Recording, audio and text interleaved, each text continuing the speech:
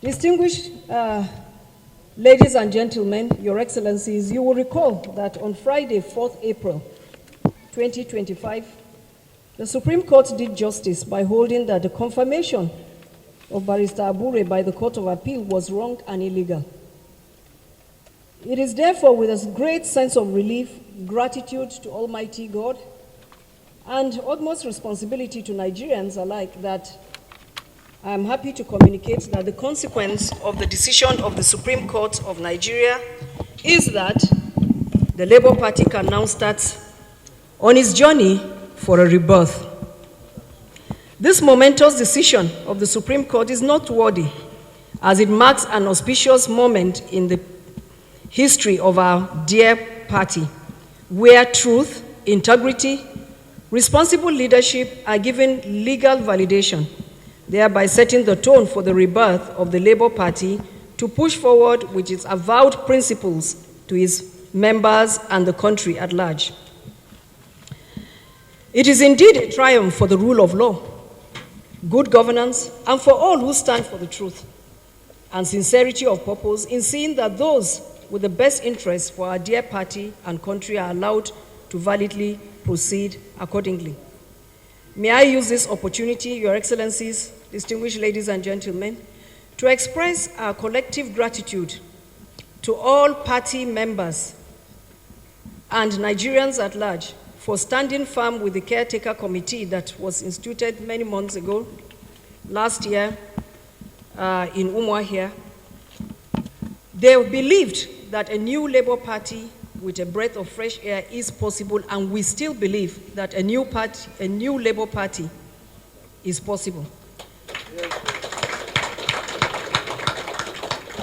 While celebrating our well-deserved victory, I would like to reiterate that some of the foundation stones of this great party of ours are unity, team spirit, social justice, and reconciliation.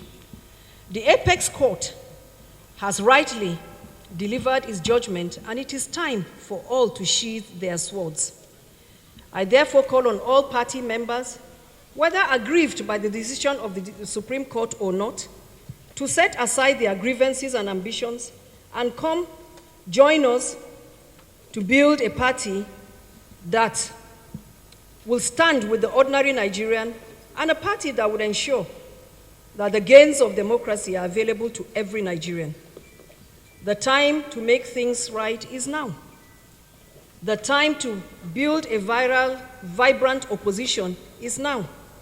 Nigeria belongs to all of us, and we have the duty to look at the big picture in spite of any venal or personal dreams or aspirations or even ambitions. It is my hope that this victory will be the threshold for the birth of a new, resilient, and people-centric Labour Party.